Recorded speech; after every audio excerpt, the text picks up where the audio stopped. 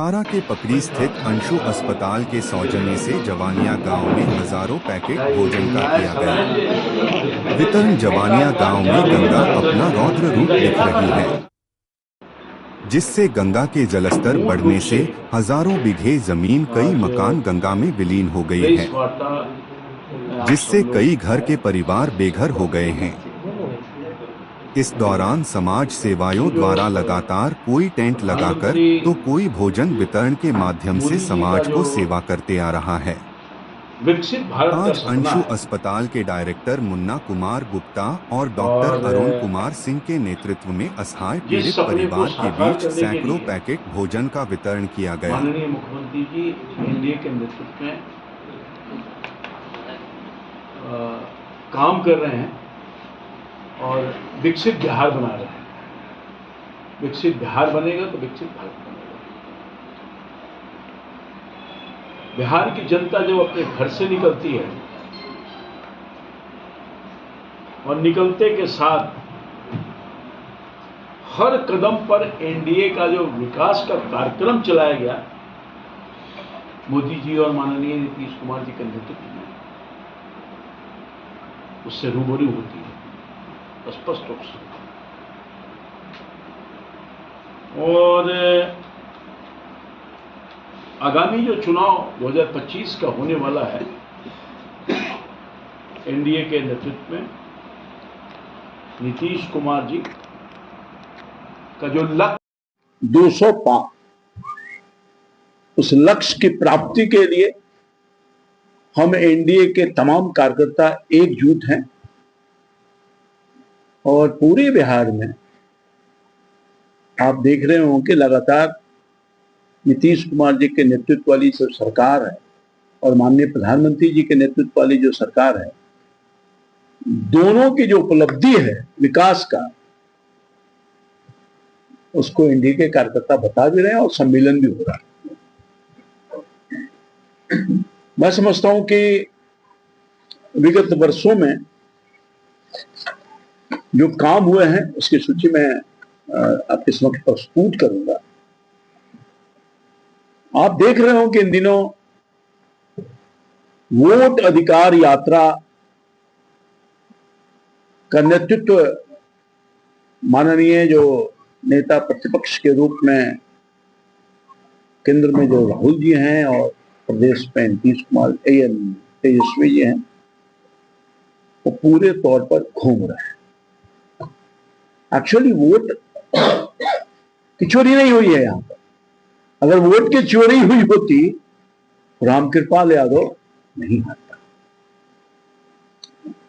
हमारी जो सरकार है, हमने लोगों को जो बहुत पहले से अधिकार ले लिए गए थे, उस अधिकार को देने का काम किया हमारी सरकार ने। एनडीए की सरकार, चाहे नीतीश कुमार नेतृत्व में हो, देश में प्रधानमंत्री जी के नेतृत्व में, हमने छीना नहीं है भाई।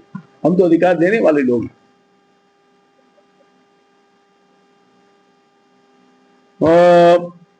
आप इन दिनों देख रहे होंगे कि राहुल जी और तेजस्वी जी दोनों नेता प्रतिपक्ष हैं। ये अस्थायी रूप से नेता प्रतिपक्ष ही बने रहेंगे। इनको एहसास हो गया है कि हमको अब सत्ता उत्ता मिलने वाला नहीं है। एक तो लगता है कि उनका जनता का जो मन मिजाज है उसको भांप लिया है। कभी कहते हैं चुनाव का बहिष्कार करेंगे, कभी कुछ कभी कुछ। ये दोनों लोगों ने मिल करके, क्योंकि चुनाव में हार निश्चित है, इसलिए चुनाव के पहले आयोग को, संवैधानिक संस्था है, उसको टारगेट करो। हारता है तो चुनाव आयोग को आज से ही टारगेट कर रहे हैं। चोरी हो रहा है, ये हो रहा है, वो हो रहा है। ये संवैधानिक संस्था है रे भाई। लोकतांत्रिक व्यवस्था में संविधान की बड़ी महत्ता होती है और संवैधानिक संस्था की बड़ी महत्ता होती है।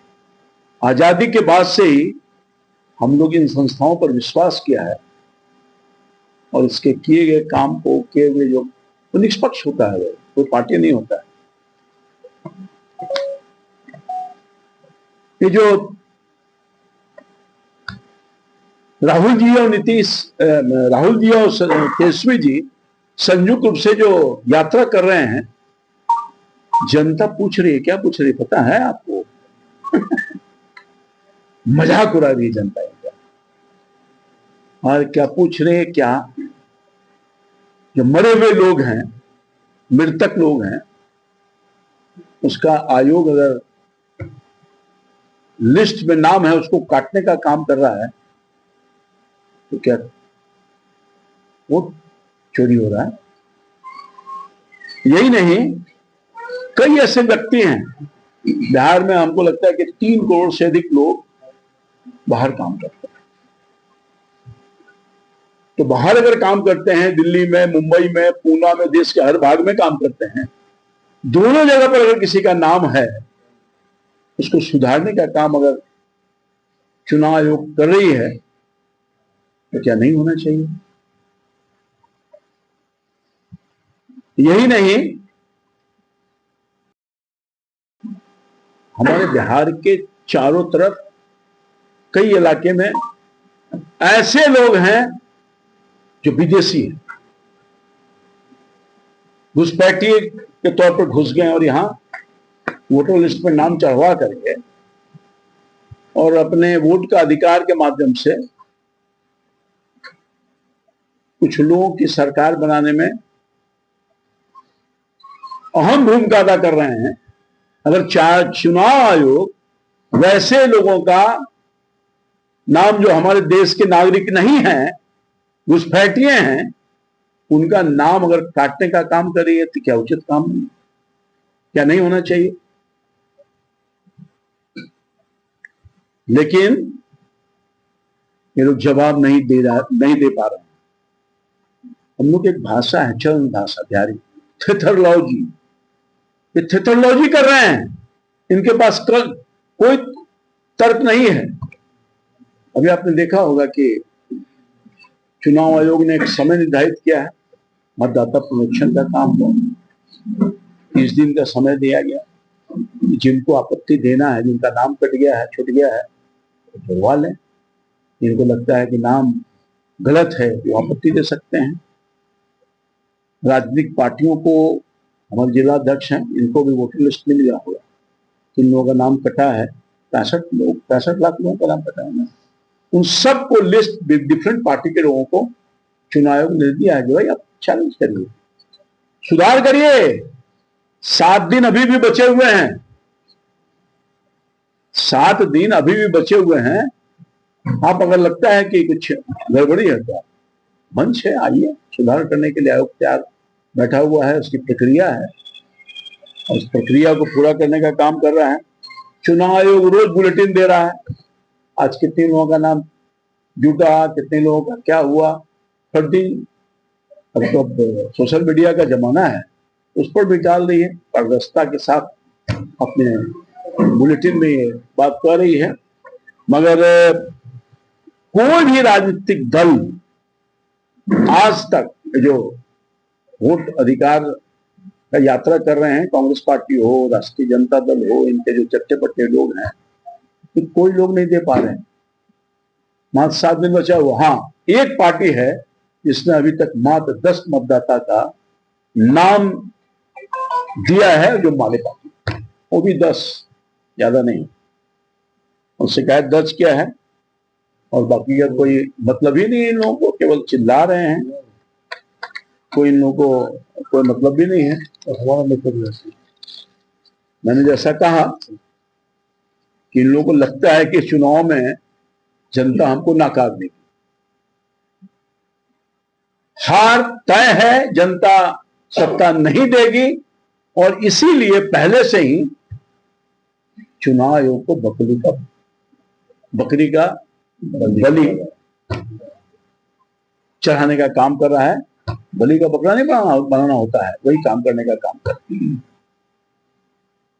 यही बिहार, हम सब लोग बिहारी हैं, आप भी हैं, सब लोग बूथ कैप्चरिंग के लिए, दबंगता के लिए चुनाव आयोग को बदनाम करने का काम करता रहा। बेकार है, यहाँ कुछ नहीं है।